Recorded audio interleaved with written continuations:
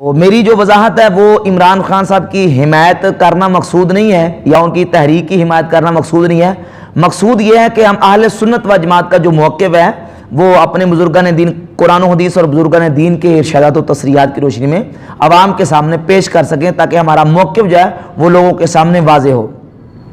تو یہ سمجھیں کہ ہمارے عقیدے کے مطابق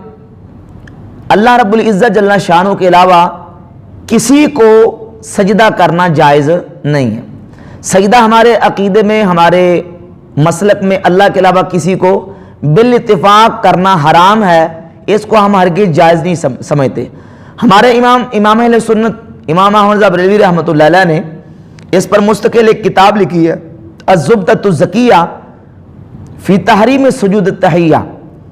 کہ سجدہ تعظیمی کے حرام ہونے کے مسئلے پر مستقل آپ نے کتاب لے کے درجنوں دلائل اس پر پیش کیے ہیں کہ اللہ رب العزت کے علاوہ ہماری شریعت میں کسی کو سجدہ جائز نہیں ہے. اور اسی طرح بزرگان دین کے مزارات کا طواف کرنا یہ بھی منع ہے، یہ بھی ہم جائز نہیں سمجھتے. اور باقی رہا بزرگوں کے مزارات کو، ان کی قبور کو بوسہ دینا، تو اس میں ہمارے علماء کا موقف یہ ہے کہ احتیاط اسی میں ہے کہ بوسہ دینے سے بچا جائے. البتہ بوسہ دینا حرام یا کفر یا شرک نہیں ہے. اور اس کے ساتھ ساتھ اس مسئلے کو بھی سمجھنا ضروری ہے کہ جس طرح سجدہ حرام ہے، اسی طرح تعظیم کی خاطر اور تعظیم و توقیر کی خاطر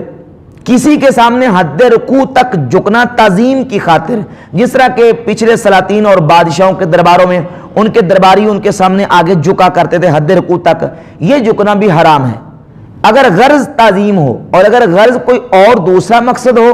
تو پھر جھکنا حرام نہیں ہے. وہ آگے انشاءاللہ کی تفصیل بیان کروں گا کہ وہ مختلف دیگر اغراض، مثال کے طور اپنے استاذ، اپنے والدین کی جوتیاں سیدھی کرنے کے لیے، ان کو جوتیاں پکڑانے کے لیے، ان کے جوتے سیدھے کرنے کے لیے جھکتا ہے، تو وہ حد رکوع تک جھکا تو گیا، لیکن چونکہ یہاں بغرض تعظیم نہیں جھکا بلکہ جوتیاں سیدھی کرنے کے لیے جھکا ہے، تو یہ جھکنا اس جھکنے کی طرح حرام نہیں ہوگا جو حرمت والا جھکنا ہے. وہ ہے کہ بطور تعظیم کے کسی کے سامنے، جس طرح کہ پرانے لوگ اپنے بادشاہوں کے سامنے کرتے تھے، اس طرح جھکنا کیا ہے؟ حرام ہے. اگر کوئی بندہ کہے کہ مطلقاً جھکنا ہی حرام ہے کسی کے سامنے، تو اس سے تو نعوذ باللہ نبی کریم صلی اللہ علیہ وآلہ وسلم کے صحابہ کرام علیہم رضوان کی ذوات طیبات پہ اعتراض آئے گا. حضور صلی اللہ علیہ وسلم کے صحابہ کرام خود رسول اللہ صلی اللہ تعالی علیہ وسلم کے ہاتھوں کو، حضور کے پاؤں کو چومتے تھے. اور اس کا بیان سنن ابی داؤد حدیث نمبر 5223 اور 5225 میں یہ احادیث موجود ہیں. اور جامع ترمذی کی حدیث نمبر 2723، یہ ساری تمام احادیث اس بات میں ہیں کہ نبی کریم علیہ الصلوۃ والسلام کی بارگاہ اقدس میں حضور کے صحابہ آتے تو رسول اللہ صلی اللہ علیہ وسلم کے ہاتھ بھی چومتے، حضور کے پاؤں بھی چومتے. تو ظاہر ہے کہ پاؤں چومنے کے لیے جھکنا تو پڑے گا نا. جب صحابہ حضور کے پاؤں چومتے تھے تو یقیناً وہ پاؤں چومنے کے لیے جھکتے تھے. تو اب وہ جھکنا حد رکوع تک ہو یا اس سے زیادہ ہو، وہ چونکہ پاؤں چومنے کے لیے تھا اس لیے وہ جھکنا حرام نہیں ہے، وہ جھکنا جائز ہے، اور نبی کریم علیہ الصلوۃ والسلام کے صحابہ سے ثابت ہے. اور خود رسول اللہ صلی اللہ علیہ وآلہ وسلم اور سیدنا ابو بکر صدیق رضی اللہ تعالیٰ سے ثابت ہے. اس کی ایک مثال میں صحیح بخاری شریف سے حدیث پیش کرتا ہوں. صحیح بخاری شریف کی حدیث نمبر 1241 ہے. رسول اکرم صلی اللہ علیہ وسلم کا جب وصال با کمال ہوا تو سیدنا ابو بکر صدیق آئے حضور کی بارگاہ اقدس میں. نبی کریم علیہ الصلوۃ والسلام چارپائی پہ حضور تشریف فرماتے لیٹے ہوئے تھے. تو حضرت ابو بکر صدیق حضور کے وصال کے بعد جب سرکار کے سامنے آئے، حدیث میں آتا ہے کہ حضرت ابو بکر صدیق نے حضور کے چہرہ مبارکہ سے کپڑا ہٹایا، ثم اکب علیہ، پھر حضور پر وہ جھک گئے، فقبلہ ثم بقا، اور جھک کے نبی کریم علیہ السلام کی پیشانی کو بوسہ دیا. تو ابو بکر صدیق نے حضور کے پیشانی کو بوسہ دیا جھک کر. تو اب یہ جھکنا جو ہے وہ حرام نہیں ہے کیونکہ بوسہ دینے کے لیے جھکے تھے. تو اگر کوئی بندہ بوسہ دینے کے لیے جھکتا ہے تو وہ جھکنا حرام نہیں ہے. اسی طرح نبی کریم صلی اللہ علیہ وآلہ وسلم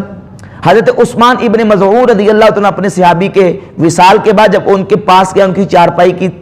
کے پاس گئے، تو مصنف عبدالرزاق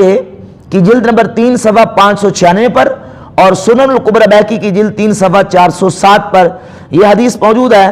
مصنف عبدالرزاق کی حدیث نمبر 6700 75 ہے کہ سیدہ عائشہ رضی اللہ تعالیٰ عنہ فرماتی ہیں فَأَقَبَّ عَلَيْهِ فَقَبَّلَهُ ثُمَّ بَكَى، نبی کریم علیہ السلام حضرت عثمان بن مظعون کی جو ناش تھی اس کے پاس گئے، حضور جھکے اور اللہ کے نبی علیہ السلام نے جھک کے حضرت عثمان کو بوسہ دیا، اور پھر نبی کریم علیہ السلام نے آنسو بہائے، حضور کے آنسو اپنی مبارک آنکھوں سے بہہ گئے، حضور رو پڑے۔ تو یہاں جھکنا پایا گیا، تو خود نبی کریم علیہ السلام اور صحابہ کرام سے جھکنا پایا گیا، لیکن یہ جھکنا تعظیم کی غرض سے نہیں تھا، بلکہ جھکنا کس غرض سے؟ چومنے کے لیے اور بوسہ دینے کے لیے تھا۔ اور بوسہ کے حوالے سے بھی احادیث سے بالکل یہ بات بالکل بین اور واضح ہے کہ اگر کوئی بندہ فرط محبت میں کسی بزرگ کی قبر کو یا کسی بزرگ کے مزار کو بوسہ دیتا ہے تو وہ بوسہ دینا بھی حرام اور شرک اور کفر نہیں ہے۔ فوراً کفر اور شرک کا فتویٰ داغ دینا یہ بھی کسی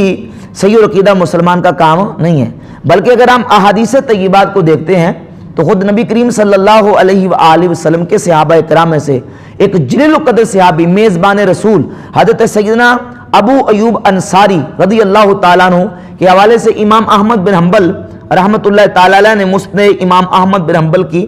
جلد 6 کے صفحہ نمبر 587 پہ حدیث نمبر 23074 بیان کی کہ حضرت ابو ایوب انصاری رضی اللہ تعالیٰ عنہ نبی کریم علیہ السلام کی بارگاہ اقدس میں حضور کی قبر پر انوار پہ آئے۔ اقبل مروان یومن فوجد رجلا واضعا وجهه علی القبر، مروان آیا، اس نے دیکھا کہ ایک شخص وہ ہے کہ رجلا واضعا وجهه علی القبر، کہ ایک شخص نے اپنا چہرہ رسول اللہ صلی اللہ علیہ وسلم کی قبر پر انوار پہ رکھا ہے اور وہ بیٹھا ہوا ہے۔ اور مروان نے آ کے کہا اتدری ما تصنع، اے اپنے چہرے کو روضہ رسول پہ قبر رسول پہ رکھنے والے تو جانتا ہے تو کیا کر رہا ہے؟ فاقبل علیہ فاذا ہوا ابو ایوب، تو جب انہوں نے مڑ کے دیکھا چہرہ اٹھا کے تو مروان نے دیکھا کہ وہ کوئی عام شخص نہیں تھے، وہ حضرت ابو ایوب انصاری رضی اللہ تعالیٰ عنہ تھے۔ تو حضرت ابو ایوب انصاری رضی اللہ تعالیٰ عنہ کا نبی کریم علیہ السلام کی تربت پر انوار قبر پر انوار پہ چہرہ رکھنا حدیث سے ثابت ہوا، اور یہ حدیث کم از کم حسن درجے کی ہے۔ امام سبکی رحمۃ اللہ علیہ اور دیگر محدثین نے اس کو صحیح اور حسن درجے تک تسلیم کیا ہے۔ اسی طرح نبی کریم علیہ السلام کے صحابہ میں سے حضرت سیدنا بلال بشیر رضی اللہ تعالیٰ کے حوالے سے امام سمودی نے تاریخ ابن عساکر سے ایک روایت نقل کی ہے سند جید کے ساتھ کہ سیدنا بلال جب ملک شام چلے گئے تو انہوں نے خواب میں رسول اللہ صلی اللہ علیہ وسلم کی زیارت کی، تو نبی کریم علیہ السلام نے ان کو فرمایا کہ بلال یہ کیسی جفا کہ تم ہماری زیارت کے لیے نہیں آتے؟ تو سیدنا بلال رضی اللہ عنہ صبح انہوں نے رخت سفر باندھا اور مدینہ شریف کی طرف روانہ ہوئے۔ جب نبی کریم علیہ السلام کی بارگاہ اقدس میں مدینہ شریف پہنچے، حدیث میں آتا ہے کہ فَأَتَى قبر النبی صلی اللہ علیہ وآلہ وسلم فَجَعَلَ يَبْكِي عِنْدَهُ وَيُمَرِّغُ وَجْهَهُ عَلَيْهِ، حضور کی قبر پر انوار پہ آئے، روتے ہوئے ہچکی بندھی ہوئی تھی، اور اپنے چہرے کو نبی کریم علیہ السلام کی قبر پہ انہوں نے رکھ دیا اور اپنے چہرے کو حضور کی قبر سے مس کرنا شروع کر دیا اور لوٹ پوٹ ہونا شروع کر دیا۔ امام سمودی نے اس بات کو وفاء الوفاق کی جلد نمبر 4 صفحہ 182 پہ بیان کیا سند جید کے ساتھ۔ اس روایت کی سند کیا ہے؟ جید ہے۔ تو رسول اللہ صلی اللہ علیہ وآلہ وسلم کے صحابہ کرام علیہ رضوان سے بھی یہ بات بالکل واضح ہے کہ وہ نبی کریم علیہ السلام کی قبر پر انوار کو چوم لیتے تھے، اپنا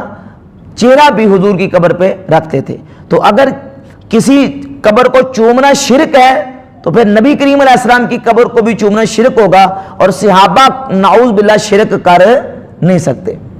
اور پھر ہمارے بزرگان دین سے یہ تسلسل کے ساتھ سلسلہ چلا آتا ہے کہ نیک لوگ بزرگان دین اللہ کے جو مقرب بندے ہیں ان کی جو ہے وہ ہاتھوں کو بھی بزرگان دین کو چوما جاتا رہا ہے اور ان کے پاؤں کو بھی چوما جاتا رہا ہے۔ ایک میں بڑا زبردست حوالہ آپ کے سامنے رکھتا ہوں۔ امام ابن نقطہ نے اپنی کتاب التقیید لمعرفت روات السنن والمسانید، یہ کتاب ہے بیروت سے شائع ہوئی ہے، اس کتاب کے صفحہ 33 پر امام ابن نقطہ نے اپنی سند کے ساتھ اس روایت کو بیان کیا۔ امام مسلم رحمۃ اللہ تعالی علیہ جب امام بخاری علیہ رحمہ کے پاس گئے تو امام بخاری جو کہ ان کے استاد سے، تو ان کے پاس جا کے گزارش کرتے ہیں کہ یا استاذین و یا سید المحدثین व तबीब अल हदीस फी इललही, ए उस्तादों के उस्ताद और ए मुहद्दिसीन के सरदार और ए हदीस की इल्लतों के तबीब, मुझे इजाजत दें, दानी हत्ता उकब्बिल रिजलै का, मुझे इजाजत दें, मुझे मौका दें, मैं आपके पाँव को चूमूं, मैं आपके। तो जब इमाम मुस्लिम ने इमाम बुखारी के पाँव को चूमा तो मुझे बताया कि पाँव को चूमने के लिए झुके कि नहीं? पाँव को चूमने के लिए लाजमी झुकना पड़ेगा। अभी कल एक बंदे का बयान सुन रहा था, अहले सुन्नत के सख्त मुखालिफ थे, तो वो कहने लगे कि ठीक है पाँव को चूमना तो चूमे, लेकिन पाँव को चूमने के लिए झुकना नहीं चाहिए। अब मुझे बताएं कि इससे बड़ी मुद्दा का खेज बात और क्या होगी कि जिसके पाँव चूमेंगे क्या वो पाँव उठा के मुंह के करीब करेगा? अगर पाँव चूमना जायज है, सहाबा ने नबी करीम अलैहि सल्लम के पाँव चूमे और इमाम मुस्लिम रहमतुल्लाह अलैह ने इमाम बुखारी के पाँव चूमे, तो मुझे बताया कि इमाम बुखारी ने अपना पैर उठा के इमाम मुस्लिम के मुंह तक किया होगा? नहीं, बल्कि इमाम मुस्लिम रहमतुल्लाह ने झुक के इमाम बुखारी रहमतुल्लाह के पाँव को चूमा है। चूंकि यहां झुकने से गर्ज और नीयत जो है वो ताजीम की नहीं थी, बल्कि पाँव चूमना मकसूद था, तो ये शिरक और हराम और वो जो हुर्मत वाली सूरत है वो सूरत पैदा नहीं होती। इसी तरह अगर कोई बंदा किसी बुजुर्ग के मज़ार को या ये है कि किसी बुजुर्ग की कब्र को चूमता है, तो वो चूमना और झुकना जो है वो चूमने के लिए चूंकि झुका गया है, लिहाजा वो झुकना हराम नहीं होगा। तो बाद लोगों ने आला हज़रत इमाम अहले सुन्नत रहमतुल्लाह के फतवे को भी मिस यूज किया और उसका एक गलत मतलब बयान किया कि देखे जी इमाम अहमद बरेलवी साहब ने भी लिखा है अपनी किताबों में कि हद रुकू तक झुकना हराम है। तो जब झुकना हराम है तो इससे साबित हुआ कि किसी बुजुर्ग के मज़ार को चूमने के लिए झुकना हराम है। तो भाई वो झुकना सिर्फ फकत ताजीम के लिए जो है वो हराम है, अगर चूमने के लिए झुका जाए तो वो झुकना हराम नहीं है। तो बाकी हमारे अकाबरीन का यही मौक़िफ़ है कि अवाम को के लिए यही एहतियात है कि वो मज़ारात को चूमने से और कब्रों बुजुर्गों की कब्रों को चूमने से एहतियात करें, बचें। लेकिन अगर कोई बंदा चूमता है तो चूमना कुफर या शिरक या हराम नहीं है। बल्कि इमाम अहमद बिन हंबल रहमतुल्लाह अलैह से किसी ने पूछा, आपसे पूछा गया इमाम अहमद बिन हंबल रहमतुल्लाह अलैह से कि आया कोई बंदा नबी करीम अलैहिस्सलाम के मिंबर को मस करता है, हाथ लगाता है और उसको चूमता है तबर्रुक के लिए, तो ये चूमना जायज है? तो इमाम अहमद बिन हंबल रहमतुल्लाह अलैह फरमाया ला बास बिही, चूमना जायज है, इसमें कोई हर्ज नहीं। इस बात को इमाम अहमद बिन हंबल रहमतुल्लाह अलैह ने अल इल्ल व मारिफतुर रिजाल की जिल्द 2 सफ़ा 22 पर और रकम नंबर इसका 250 है उस पर बयान किया है। इमाम अहमद बिन हंबल रहमतुल्लाह का मौक़िफ़ भी मौजूद है कि कोई बंदा तबर्रुक के लिए नबी करीम अलैहि सल्लम के मिंबर को चूमता है या हुजूर के मिंबर को मस करता है तो ये हराम और गुनाह नहीं है, बल्कि क्या है, जायज़ है। और इस पर मैं एक रवायत भी पेश कर दूं, ये किताब है इमाम इब्न अबी हातिम की किताब है, किताबुस सिक़ात इब्न हिब्बान, इसकी जिल्द नंबर 2 सफ़ा नंबर 7 पर इब्न अबी ज़ैब फरमाते हैं कि मैंने सैयदना अब्दुल्लाह इब्न उमर रज़ी अल्लाह ताला अन्हु को देखा कि सैयदना अब्दुल्लाह इब्न उमर रज़ी अल्लाह तआला वादा यदहु अला मक़द नबी सल्लल्लाहु अलैहि वसल्लम मिनल मिंबर, अपने हाथ को हुजूर के मिंबर के उस मकाम पे रखते जहां अल्लाह के नबी अलैहिस्सलातु वस्सलाम बैठा करते थे, सुम्मा वादा अला वजही, फिर अपने हाथों को अपने चेहरे पर बांध लिया करते थे, यानी हुजूर के मिंबर को मस करके अपने हाथों को चेहरे पर मल लेते थे। ये सैयदना अब्दुल्लाह इब्न उमर रज़ी अल्लाह तआला की ज़ात गिरामी।